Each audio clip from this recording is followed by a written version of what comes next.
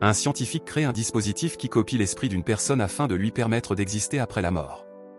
Plutôt que d'utiliser cela pour sauver d'autres personnes, il voit une occasion de poursuivre la femme de son frère. Le projet LEM détermine qu'une personne est composée de ses souvenirs et de sa conscience. Leurs souvenirs sont les données qui rendent l'humain unique, tandis que leur conscience traite ces données pour fonctionner. Grâce à cela, LEM a créé un moyen de numériser les souvenirs à l'aide d'un neuroconnecteur qui transfère les données du cerveau humain. Son réseau neuronal recréera ensuite la conscience pour traiter ses souvenirs, recréant pratiquement l'esprit.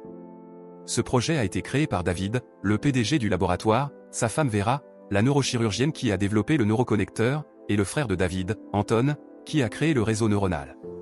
Le trio examine leur présentation pour ce projet, mais Anton pense qu'il ne devrait pas impliquer qu'il recrée la conscience humaine.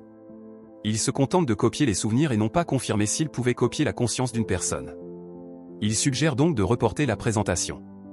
Plus tard, dans son laboratoire, Vera rappelle à Anton qu'ils ont eu des tests réussis, elle est donc sûre qu'ils peuvent répliquer la conscience humaine. Cependant, il fait remarquer que lorsqu'ils ont copié les souvenirs d'un rat de laboratoire, la réplique a commencé à supprimer les nouvelles réponses. Cela rend difficile la prédiction des nouvelles pensées créées par les répliques. Pourtant, David fait remarquer qu'ils ont déjà reporté la présentation 3 fois. S'ils ne montrent pas leur travail bientôt, ils n'auront plus d'investisseurs pour continuer le projet.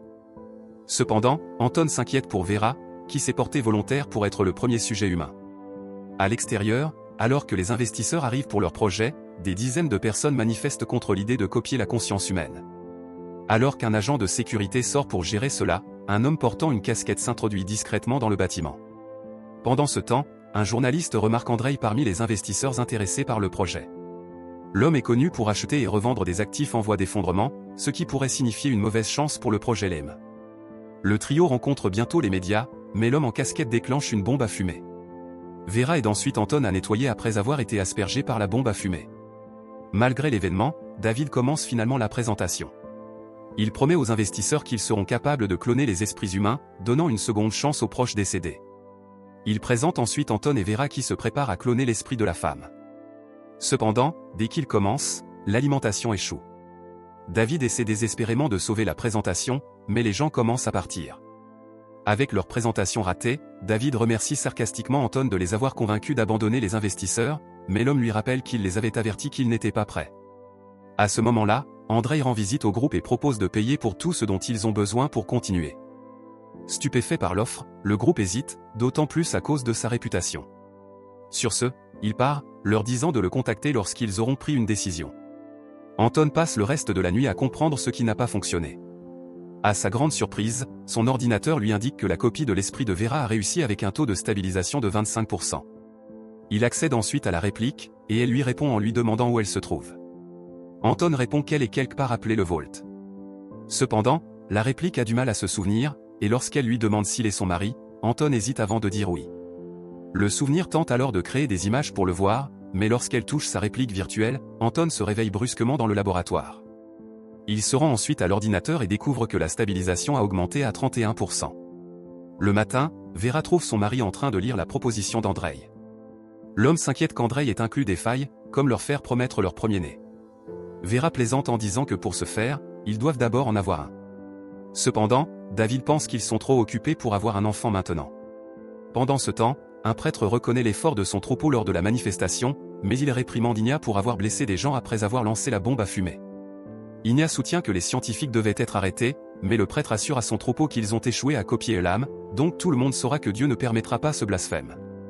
Pourtant, Inia insiste pour détruire leur machine. Il croit qu'aucun Dieu ne permettra ce mal ou ne pardonnera les humains qui créent de telles expériences diaboliques. Cela signifie que Dieu les a abandonnés et qu'il est le seul à s'opposer au diable. Plus tard, l'assistante d'Anton, Sacha, le trouve endormi près de son ordinateur. Lorsqu'elle jette un coup d'œil à son écran, ses yeux s'écarquillent. Pendant ce temps, David et Vera rencontrent Andrei, qui révèle qu'il est prêt à payer pour leur projet car sa fille, Zoya, est malade. Il espère qu'ils pourront la répliquer et lui permettre de vivre. Andrei admet que Zoya est sa seule famille depuis que sa femme est morte en accouchant. Il remarque que, puisque Vera et David n'ont pas d'enfants, il ne pense pas qu'ils puissent compatir avec lui. Cependant, après avoir lutté pour le pouvoir et l'argent, il a réalisé qu'ils ne sont pas son héritage, mais son enfant. Zoya est malade depuis toute sa vie et la médecine ne peut plus l'aider, donc il est devenu désespéré. David se demande ce qui se passera s'ils échouent à répliquer Zoya. Andrei répond simplement que sa fille est son tout, donc il est prêt à tout pour elle. Il lui demande ensuite ce qui arrivera à Zoya s'ils réussissent.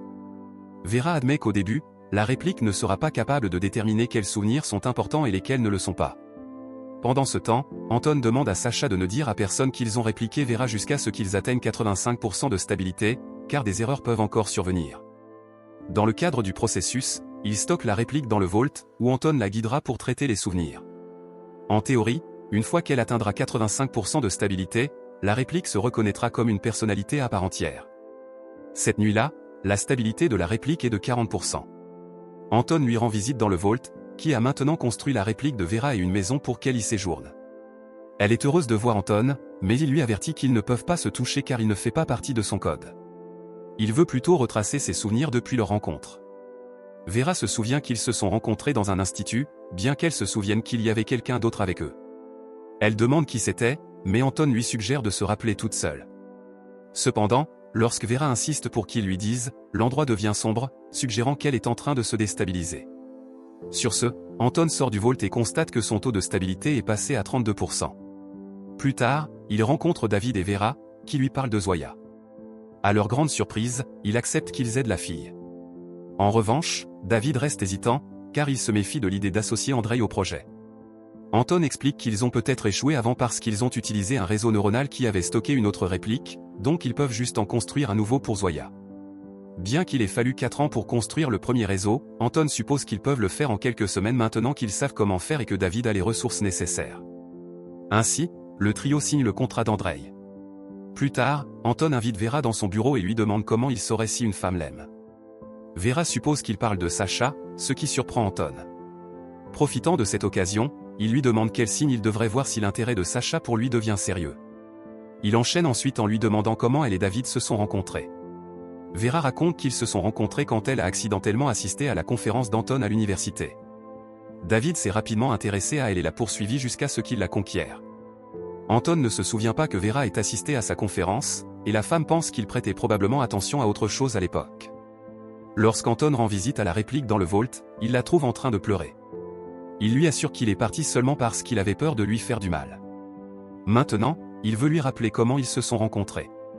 Il raconte l'histoire de Vera assistant à sa conférence, et la réplique imagine cela.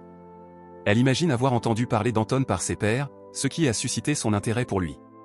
Anton ment alors en disant qu'il l'a remarqué tout de suite dans sa classe, tandis que David a quitté la conférence parce qu'il avait du travail. Il affirme qu'il a parlé à Vera toute la journée parce qu'il a été immédiatement attiré par elle.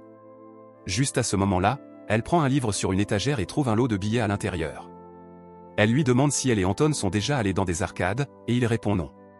Cependant, Vera se souvient d'être allée dans un centre commercial avec son père où elle a joué aux jeux d'arcade. Elle apprécie ce souvenir, et Anton la complimente de l'avoir rappelé toute seule. Il quitte bientôt le Vault et voit que le taux de stabilité a augmenté à 48%. Le lendemain, Igna arrive au bâtiment mais se fait refuser l'entrée à l'accueil. Juste à ce moment-là, il remarque un travailleur de maintenance sortir. Pendant ce temps, Vera documente la chambre de Zoya, expliquant à la fille que les détails l'aideront à créer le cadre pour que la réplique copie sa conscience. Pour l'aider, Zoya lui montre une carte postale que sa mère a laissée derrière. Remarquant la tristesse de la fille, Vera compatit avec elle. Elle aussi a grandi sans sa mère, et lorsque son père est tombé malade, elle a dû prendre des responsabilités qu'elle ne comprenait pas. Maintenant qu'elle est adulte, elle sait ce qu'elle peut faire et comment le faire. Cela donne de l'espoir à Zoya qu'elle a encore un avenir, alors elle étreint la femme. Cette nuit-là, Anton emmène Vera dans une salle d'arcade. Il profite aussi de l'occasion pour lui demander si une réplique peut se stabiliser en utilisant un faux souvenir. Vera répond que oui, car un faux souvenir serait des données comme les vrais. C'est pourquoi l'être cher du sujet doit guider la réplique. Anton commande ensuite des glaces avec du popcorn pour eux deux. Cela surprend Vera, car c'était son favori d'enfance, sans savoir qu'Anton l'a appris par sa réplique. Un autre jour, Anton rend visite à la réplique de Vera, qui se demande maintenant pourquoi elle est dans le Vault. Il ment alors en disant que, le jour de la présentation, une bombe l'a tué, ainsi que David. C'est pourquoi sa conscience est tout ce qu'il lui reste. Pendant ce temps, Igna obtient un emploi de travailleur de maintenance dans leur bâtiment. Au fil des jours, Vera passe de plus en plus de temps avec Zoya pour mieux la comprendre, puis transmet les informations à Anton afin qu'il puisse créer son réseau neuronal. Pendant ce temps, David s'occupe de la partie commerciale. Cela fait que le couple marié passe moins de temps ensemble. Finalement, Zoya et Andrei se font implanter leur neuroconnecteur afin que le père puisse être le guide de la réplique de sa fille. Pendant ce temps, Inia infiltre le bâtiment, mais peine à accéder à leur laboratoire. Un jour, Anton trouve la réplique de Vera en train de trier des albums de vinyle, car elle a du mal à se souvenir d'une chanson. Elle note que cela est lié à son père, et comme elle ne se souvient pas de lui, elle veut entendre la chanson pour l'aider. Anton lui demande de méditer pour laisser le souvenir revenir à elle. Cela l'aide à se souvenir de sa maison d'enfance et de la façon dont son père prenait toujours le temps de lui demander comment s'était passée sa journée et de lui parler de la sienne. Pendant ces conversations, il jouait une chanson. Puis, lorsqu'il est tombé malade, elle a joué la chanson pour lui jusqu'à la fin. Enfin, elle se souvient de la chanson, alors la réplique cherche le vinyle et le joue. Anton montre plus tard cette amélioration à Sacha, qui pense qu'il est temps d'en parler aux autres. Cependant, il veut d'abord s'assurer que cela fonctionne, car leur prochain sujet est une fille. Pendant ce temps, Zoya demande à Vera s'ils peuvent essayer de la répliquer à nouveau s'ils échouent au départ, et Vera admet qu'ils ne pourront peut-être pas. Cela déçoit Zoya, car elle a peur de ce qui arrivera à son père si elle disparaît. Le lendemain, David informe Andrei qu'il travaille toujours sur la réplication de Zoya, admettant qu'ils ne peuvent pas précipiter cela. Cependant, Andrei lui rappelle que sa fille est en train de mourir, et que s'ils ne peuvent pas lui permettre de vivre, il ne peut garantir l'avenir des autres. Ce soir-là, Inia parvient à voler une carte d'accès à Sacha. Pendant ce temps, Anton rend visite à la réplique et voit qu'elle a changé les paramètres pour la maison qu'elle se souvient. Pour faire en sorte qu'il semble qu'il ait vécu avec elle dans cette maison, il commente que de petits détails sont différents, mais Vera affirme qu'elle se souvient bien. Elle possède aussi une réplique du lapin de Vera, mais demande à Anton quel est son nom. Anton ne sait pas, alors il commente que ce n'est pas important. Vera lui demande pourquoi il décide de ce qui est important pour elle de se souvenir. Anton affirme qu'il fait attention, car les morts de Vera et David étaient de sa faute. S'ils ne parviennent pas à stabiliser sa conscience, les choses pourraient mal tourner et il a peur de la perdre complètement. D'un ton désinvolte, la réplique lui assure qu'elle le croit. Plus tard, Vera rapporte aux hommes que l'état de Zoya se dégrade, alors Anton propose de l'aider. Cependant, un David stressé lui ordonne de se concentrer sur son travail pour qu'il puisse la répliquer. Anton affirme qu'il a besoin de plus de temps, défendant que lui et Vera travaillent dur. Malgré cela, David commente sarcastiquement qu'il doit être difficile de dire à une fille mourante de ne pas permettre à son père de les tuer. Cela blesse Vera, qui s'éclipse furieuse. Anton la suit et tente de défendre son frère. Cependant, Vera affirme que la sécurité de Zoya est de leur responsabilité. Cela fait qu'Anton compatit avec la manière dont l'état de Zoya doit lui rappeler celui de son père, mais Vera lui demande comment il le sait. Évitant la question, il lui assure simplement que l'histoire de Zoya sera différente de celle de son père. S'accrochant à cela, Vera embrasse Anton. Sacha les voit, alors elle demande à Anton de la suivre au laboratoire. Elle lui montre que la réplique de Vera se stabilise à 75%, alors elle suggère d'en informer les autres. Encore une fois, Anton veut retarder cela, insistant pour attendre une stabilité de 100%. Se souvenant que Sacha a des sentiments pour lui, il change de tactique et la laisse décider si elle veut signaler cela ou non. Anton rend de nouveau visite au vault où la réplique est revenue à l'ancien appartement. La réplique remarque qu'elle se souvient presque de tout, mais ne se rappelle pas comment ils ont fait l'amour. Elle va vers Anton, mais l'homme lui rappelle qu'ils ne peuvent pas se toucher. Au lieu de cela, elle le laisse la regarder se satisfaire. Cela tente Anton, alors il tend la main. Cependant, la réplique se souvient qu'elle a fait l'amour avec David à la place. Anton est éjecté du vault alors que la réplique commence à se souvenir de la vérité. Juste à ce moment-là, Sacha approche, ayant décidé de faire confiance à son jugement. Troublé par ses émotions, Anton embrasse soudainement Sacha, ce qui les conduit à un moment intime. Inia utilise la carte d'accès juste à temps pour voir cela, mais il recule, décidant de reporter ses plans. Le lendemain, Zoya s'évanouit et il lutte pour la réanimer. Heureusement, elle reprend conscience plus tard, tandis que son père est à ses côtés. Andrei exprime sa culpabilité de ne pas avoir pu la sauver, mais Zoya lui assure qu'il a été le meilleur père. Elle lui promet aussi qu'elle ne le quittera pas comme l'a fait sa mère. Cette nuit-là, Vera rapporte à David que Zoya ne va pas bien. Son réseau neuronal est déjà construit, alors tout ce qu'ils attendent est le travail d'Anton. Cependant, Vera fait remarquer comment son mari semble indifférent à leur situation et à celle de Zoya. David défend qu'il n'a pas le luxe de s'inquiéter du sujet, car il doit se concentrer sur la tâche. Cela ne fait que décevoir sa femme, alors elle part. Anton revient plus tard au vault et trouve qu'il y a des glitches, malgré la stabilisation de la réplique atteignant 91%. Sacha arrive pour discuter de leur relation et du travail. Cependant, l'homme stressé lui rappelle que c'est son projet, pas le leur. S'il décide de signaler les progrès ou de supprimer la réplique, cela lui appartient. Sacha le décourage de la supprimer, mais Anton affirme qu'en tant que scientifique, il ne peut pas être limité par des frontières éthiques. Et donc, il refuse d'annoncer qu'il a copié l'esprit de sa belle-sœur et expérimenté dessus pour aider la fille d'un oligarque, tandis que des milliers d'autres enfants sont laissés sans aide. Avec cela en tête, il décide de supprimer la réplique.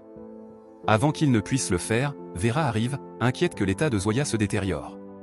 Sacha assiste alors à un changement soudain dans Anton, confirmant ses sentiments pour sa belle-sœur. Désespéré de lui redonner de l'espoir, Anton révèle enfin que son expérience fonctionne, mais affirme qu'il ne l'a découvert que maintenant. Il promet de répliquer Zoya le lendemain. Cela rend Vera heureuse, et elle l'embrasse. Anton lui suggère alors de se reposer, la conduisant vers la porte. Cependant, il commence le processus de suppression de la réplique de Vera avant de la suivre. Alors que David lutte pour contacter Vera et Anton, Sacha réfléchit à annuler la suppression. Pendant ce temps, la réplique se souvient enfin que David est son mari et qu'ils ne sont pas morts le jour de la présentation. Bientôt, David appelle Sacha, qui lui explique ce qui s'est passé. Pendant ce temps, Anton emmène Vera chez lui pour se reposer. Elle commence à regretter cela, mais Anton lui fait écouter la chanson de son père, ce qui la fait rester. La femme émotive cherche alors du réconfort dans ses bras, l'embrassant même. À leur insu, David est entré dans le vault où il confirme qu'Anton a dit à la réplique qu'il était son mari. Craignant de perdre sa véritable femme au profit d'Anton, David lui confesse ses sentiments. La réplique lui assure que la véritable Vera sait qu'il l'aime et qu'elle l'aime aussi. Sur ce, David lui demande ce qu'il peut faire pour elle, et la réplique demande à être supprimée. Lorsqu'il se réveille, David se rend chez Anton et informe Vera qu'Andrei veut maintenant répliquer Zoya. Cependant, il dit à Anton de rester en arrière et de laisser Sacha assister. Il reconnaît que des choses auraient pu se passer entre sa femme et son frère, mais il ne blâme pas Vera, car Anton a utilisé sa réplique et l'a convaincu qu'il était son mari pour l'atteindre. Anton tente de défendre qu'il faisait son travail, mais Vera est dégoûtée. Elle va chercher ses affaires et embrasse son mari avant de se rendre au laboratoire, laissant les frères seuls. Malgré sa rage, David décide qu'il a toujours sa femme et qu'ils peuvent supprimer la copie qu'il a faite d'elle. Anton fait remarquer que tout ce que David a, c'est grâce à lui. C'était initialement son projet, et David n'aurait jamais rencontré Vera si elle n'avait pas assisté à sa conférence. Il affirme même que son frère ne connaît pas vraiment Vera à part ce qu'elle n'avait pas peur de lui dire. Il croit la connaître mieux, puisque David ne se soucie de rien d'autre que des affaires. Décidant de le traiter plus tard, Anton part. Bientôt, Zoya est préparée pour la réplication. Pendant ce temps, Anton se rend à son bureau pour redémarrer la suppression, mais Igna arrive avec un pistolet. Il accuse le scientifique de voler l'âme d'une personne avec sa machine. À ce moment-là, la porte s'ouvre, et Igna tire instinctivement, tuant Sacha. Effrayé, Anton promet à Igna qu'il supprimera tout. Il lui dit même que son frère est sur le point de copier une petite fille, et pourtant, Igna lui tire dessus.